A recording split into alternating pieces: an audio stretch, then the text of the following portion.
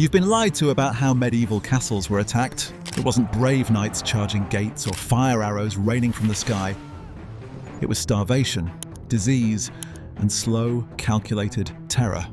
In this video, you'll see what really happened when armies came for a castle, both the real tactics, the hidden horrors, and why the people inside almost never stood a chance. Picture this. It's dawn. You're standing on a castle wall, breath fogging in the cold air, stomach empty for the third day in a row. Below in the distance, the enemy camp smokes quietly. Thousands of tents, silent, patient, waiting. They don't shout, they don't charge, they just wait. That's when you realize the battle isn't coming. The battle is already happening, and you're losing it slowly. Months-long starvation sieges. Tunnels carved beneath your feet, the sound of pickaxes in the dark. Medieval castle attacks weren't glorious battles with flaming arrows and storming ladders. They were slow, deliberate acts of destruction designed to break you long before you ever faced the enemy in combat. Attackers didn't win with courage. They won with patience.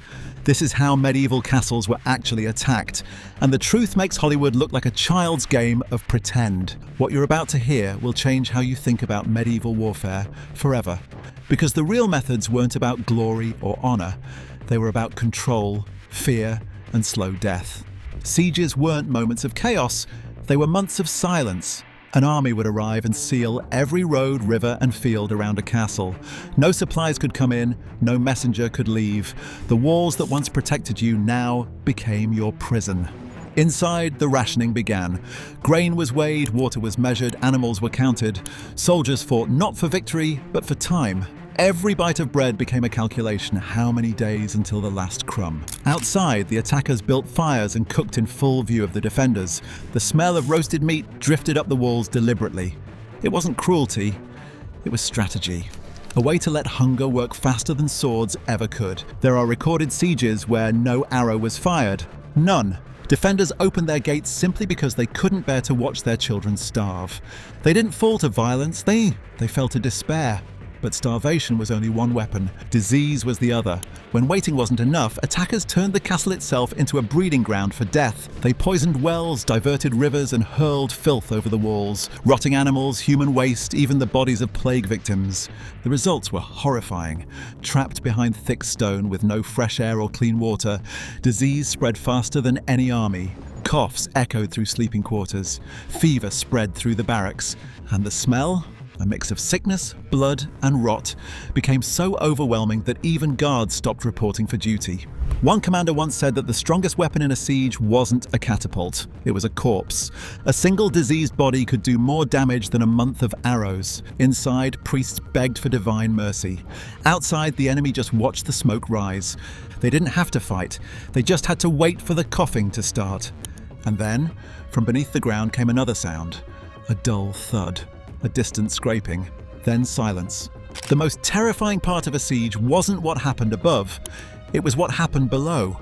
Medieval armies learned how to dig under castle walls. Professional miners, sometimes mercenaries from distant regions, tunneled beneath the foundations, placing wooden supports and filling the space with flammable pitch and animal fat. When set on fire, the heat weakened the supports, and entire walls came crashing down. Imagine standing on the battlements eating what little food you have left when the ground suddenly shakes. A moment later, part of your home is gone, crushed in a roar of smoke, fire, and falling stone. Defenders tried to stop them by digging counter-tunnels, meeting the miners underground. Those encounters were brutal. No light, no space, no air. Just two men swinging picks and knives in the dark, fighting by the sound of each other's breathing. It wasn't war, it was claustrophobic madness. The fear never left. Even when no mining was happening, defenders would hear echoes and swear the earth was moving beneath them. Some castles even posted listeners whose only job was to press an ear to the ground all night, listening for death coming from below.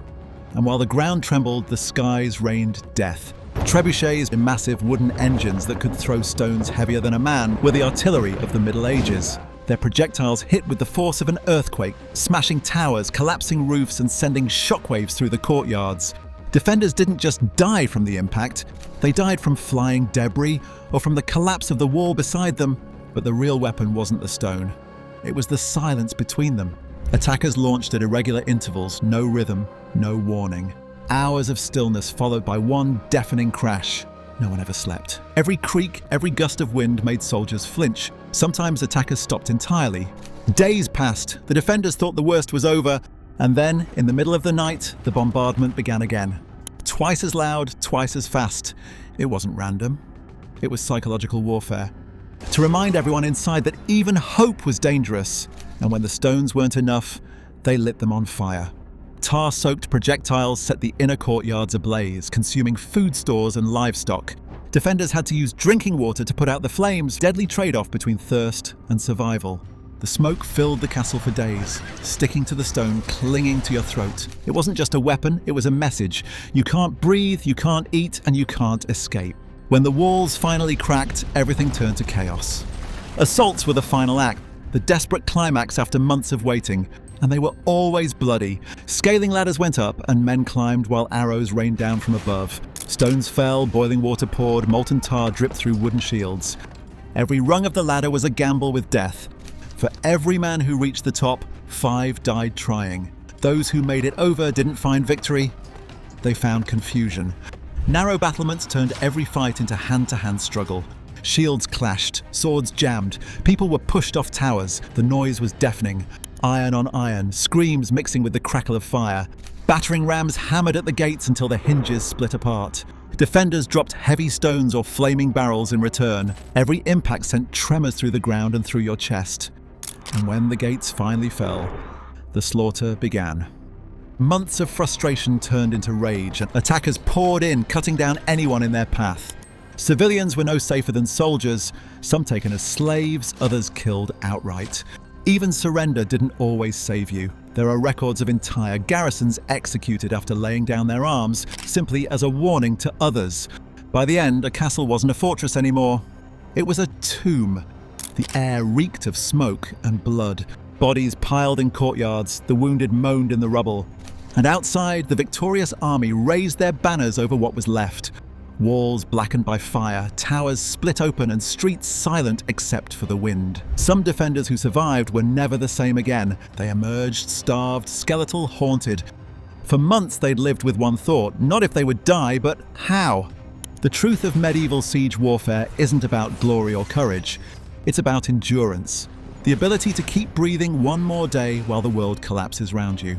Commanders didn't need to outfight the enemy, but they needed to outlast them. They weaponized time, fear, and exhaustion. They understood that stone could be rebuilt, but a broken mind could not.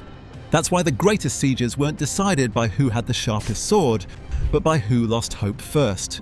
You've seen castles in movies, glistening shining walls, brave knights, noble defenders. But the real story is quieter, darker, and far more human.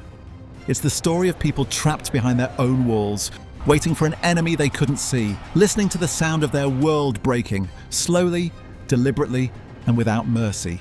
That's how medieval castles were actually attacked. Not with glory, not with honor, but with hunger, disease, fear, and time.